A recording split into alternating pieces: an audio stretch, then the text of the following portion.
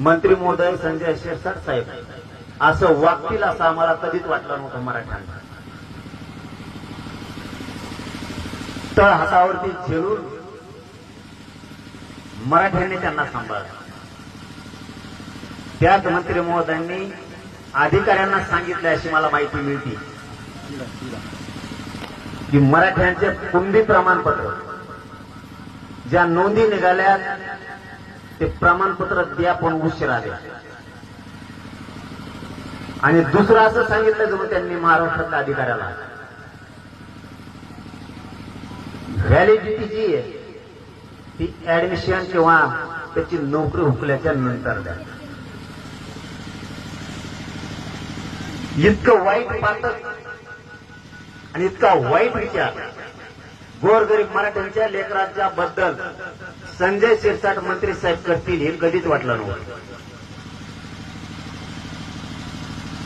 मराठ्यांना तुम्हाला सांगतो तुम्ही सावध व्हा. आपले लेकरं मोठे होऊ नयेत म्हणून आपल्या बऱ्यावर कुणी नाहीये. ते काय करायचं कसं करायचं ते मी बघतो. आता मी एकटा कधीच कोणावरती खोटे आरोप करत.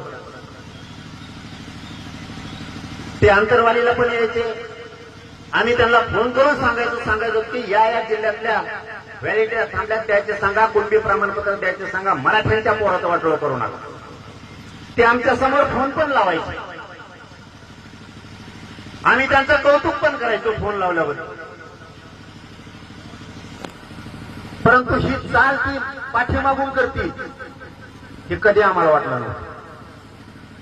मंत्री संजय शिरसाट हे अधिकाऱ्यांना सांगतायत नोंद असले तरी कुणबी प्रमाणपत्र लवकर द्यायचं नाही, आणि कुणबी प्रमाणपत्र दिलं तर व्हॅलिडिटीचं मंत्रालय हे माझं आहे, सामाजिक न्याय मंत्रालय माझं आहे, अधिकाऱ्यांनी माझंच ऐकायचं. मराठ्यांना ऍडमिशन हुकल्याच्या नंतरच व्हॅलिडिटी द्यायची. इतका वाईट विचार त्यांचा असेल असं कधीच वाटलं नव्हतं. त्याचं कारण सांगतो. ज्यावेळेस ते अंतरवालीला आले त्यावेळेस आम्ही त्यांना हा विषय सांगितला होता.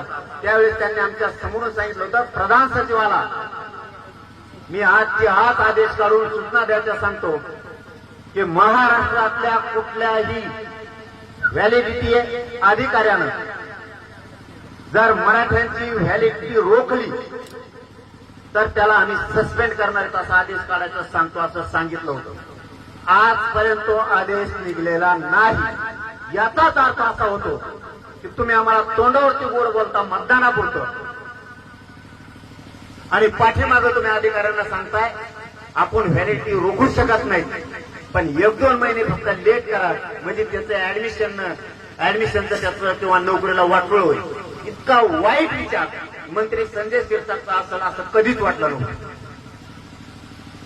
इतकी गोरगरिबांच्या लेकराची पिळवणूक एखाद्या मंत्र्यांनी करायला नाही पाहिजे. कारण गाठ तर माझ्या सगळे मी सोडीत नसतो कचाट्यात सापडल्या.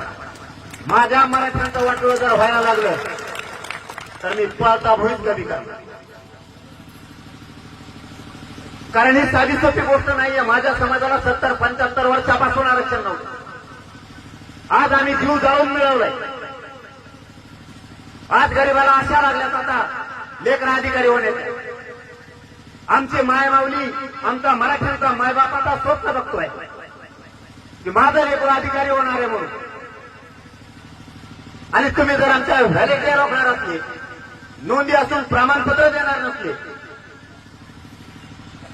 तर इतकी वाईट विचारानं मंत्र्यांनी वागू नये. कारण तुमची गाठ सुद्धा मराठ्यांसंग विसरू नका असे सांगताय. कारण तिथं तुम्हाला द्यावंच लागणार. कारण आमच्या नोंदी सापडल्या तिथं तर तुम्हाला सुट्टी नाहीच आहे. पण तुमचे विचार मराठ्यांना कळायला लागले. तुमचे समोरचे विचार कसे आणि पाठीमागचे विचार किती वाईट आहे हे मराठ्यांना कळायला लागलं. बरं झालं आता लवकर कळालं. तर हातावरच्या थोडाप्रमाणे मराठ्यांनी मंत्री संजय शिरसाट साहेबाला सांभाळलं. तेच मंत्री मराठ्यांच्या पोरांचं वाटोळं करायला निघाले. मराठ्यांना सुद्धा याच्यावर विचार करावा लागणार आहे. मराठ्यांना दुसरं काम सांगतो ते बघतो मी आता.